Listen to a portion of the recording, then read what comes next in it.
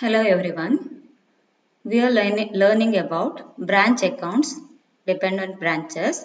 So in today's session, I'll discuss about accounting system followed by the dependent branches to maintain their books. Accounting system. The system to be adopted for accounting at head office depends on the size of the branch and degree of control exercised by the head office. A branch is required to send returns at periodical intervals to the head office. On the basis of these returns, head office maintains accounts in its books. By considering these factors, the accounts of dependent branch are maintained. So head office may keep books of accounts of the branch according to any of these methods. So first method followed by the head office is debtor system. Next, another method followed by the head office is stock invoice price method, and third one is stock and debtor system. So first of all, let us learn what is debtor system. This system is followed in the case of branches of small size. Here the head office maintain a branch account in its books. The branch account is of nature nominal account in which all expenses are debited and all incomes are credited. The difference in the branch account represents a profit or loss. Sometimes branches sell the goods on cash as well as on credit basis. So in this case, the head office should prepare branch debtors account or memorandum debtors account. So in addition to branch account, the head office should prepare memorandum debtors account.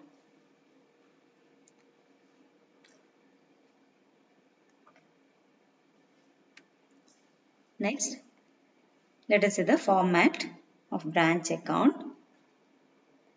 Here, while preparing branch account, all the expenses are debited here and all incomes are credited. Okay. So, on the debit side of branch account,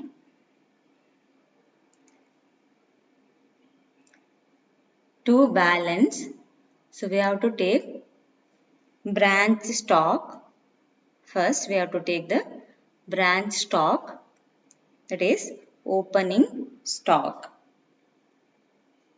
Next, opening debtors, branch debtors or opening debtors. Next, we have to write the opening petty cash balance. Okay, next, opening branch assets.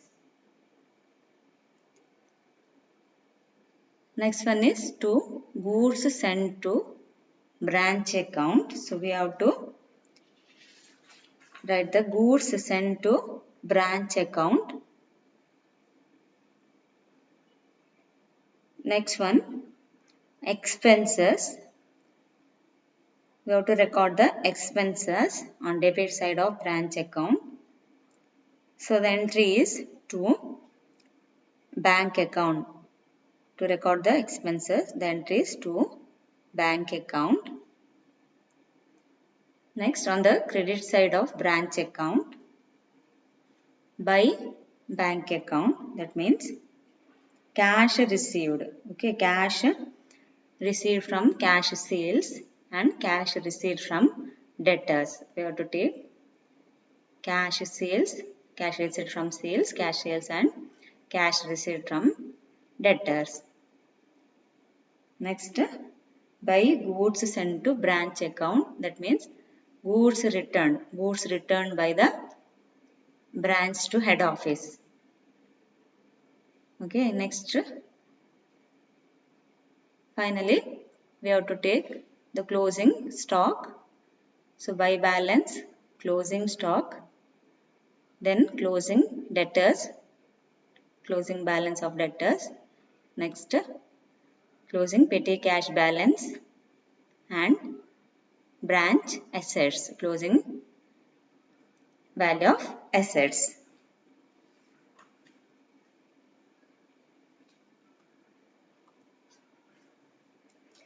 This is the format of memorandum debtors account.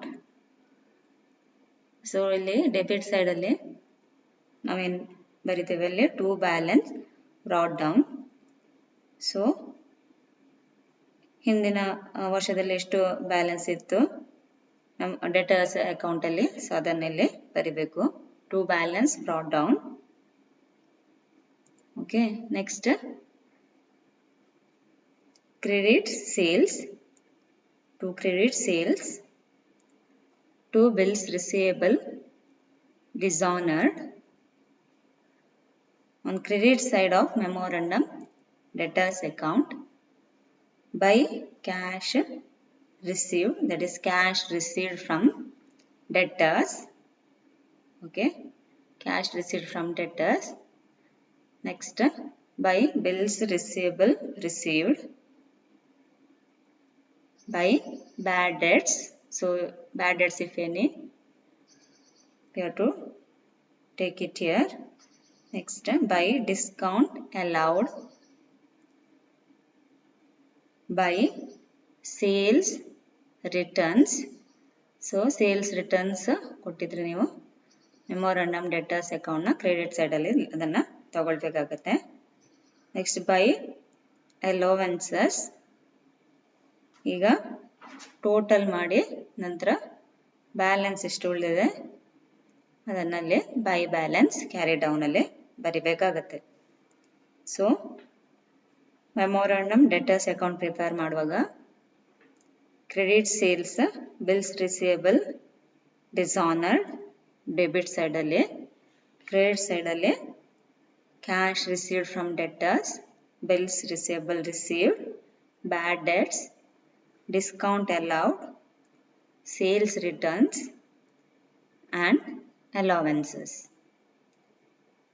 So ಇಷ್ಟು particulars ಅನ್ನು ನೀವು